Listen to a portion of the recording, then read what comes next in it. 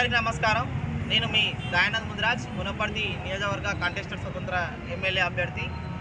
నేడు సర్దార్ సర్వాయి పాపన్న గౌడ్ వర్ధంతి సందర్భంగా స్వరాజ్య స్థాపకుడు సర్దార్ సర్వాయి పాపన్న ఈరోజు భువనగిరి పైన కంచకోట పైన విజయకేతనం ఎగరేసి మొఘల్ సామ్రాజ్యం పైన ఛత్రపతి శివాజీ తర్వాత వెన్నులో వణుకు పుట్టించినటువంటి వ్యక్తి సర్దార్ సర్వాయి పాపన్న గౌడ్ అని చెప్పవచ్చు. నేడు గౌడ కులస్తులు ఒక బహుజనవాదాన్ని తీసుకొని వచ్చి 12 మంది సైన్యంతో 12,000 సైన్యంగా మార్చుకొని మొఘల్ సామ్రాజ్యం పైన దండెత్తినటువంటి వ్యక్తి సర్దార్ సర్వాయి పాపన్న. గోల్కొండ పైన రాజ్యాధికారాన్ని సాధించినటువంటి వ్యక్తి సర్దార్ సర్వాయి పాపన్నగా గౌడ కులస్తుల ఆత్మగౌరవంగా చెప్పుకోవచ్చు.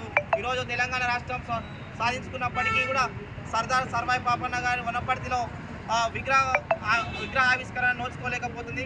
కనుక మేము వనపర్తి ప్రజాప్రతినిధులకు తెలియజేయడం ఏమనగా గౌడ సామాజిక వర్గానికి చెందినటువంటి సర్దార్ సర్వాయి పాపన్న గౌడ్ విగ్రహ ప్రతిష్టలో చేయకపోవడానికి గల అంతరార్థం ఏమిటి అనేది కూడా మేము ఈరోజు వనపర్తి ప్రజాప్రతినిధులను కానీ అడగడం జరుగుతుంది. తక్షణమే వనపర్తిలో సర్దార్ సర్వాయి పాపన్న గారి విగ్రహ ప్రతిష్ట చేపట్టాలి. దానికి ఉన్నటువంటి ఇబ్బందులు ఏంటి వాటిని అన్ని కూడా తొలగించి సర్దార్ గౌడ కులస్థ బీసీ సామాజిక వర్గానికి చెందినటువంటి సర్దార్ సర్వాయి పాపన్న గౌడ్ది విగ్రహ ప్రతిష్ట ఆవిష్కరిస్తారని కోరుతున్నాను.